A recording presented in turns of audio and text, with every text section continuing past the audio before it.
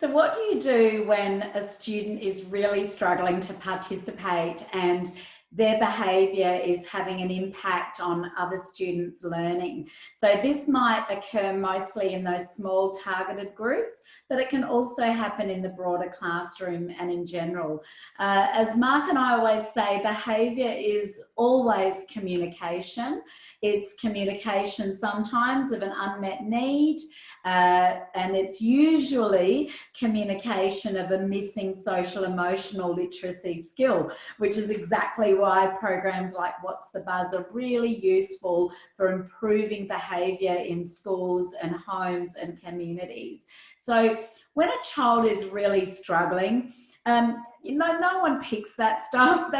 Kids want to get along, they want things to go well, but some kids just really struggle to regulate their excitement or their frustration, really any of their emotions. And when you struggle with your social emotional skills, you'll struggle with your behaviour.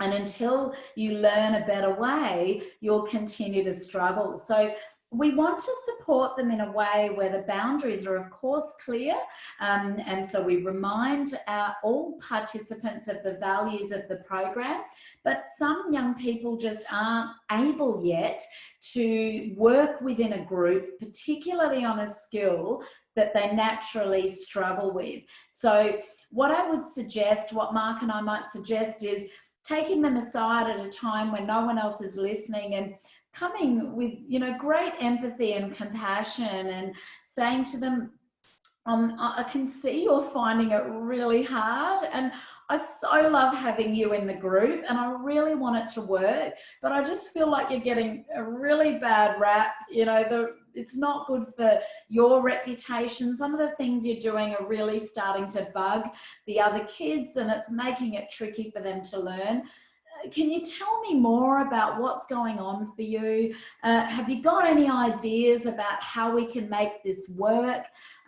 Should we try having a break and learning these things, just you and me, for a bit, and then we can try coming back into the group? So do involve them in some conversation, and bear in mind, some kids will have absolutely no idea what the answer is to those questions, and that's okay. You're still showing that you deeply care and want to have a go at understanding, and that means the world to young people, even if they don't necessarily show that.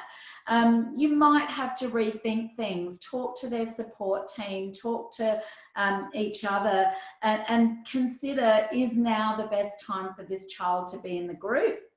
Do they need some help one-on-one instead?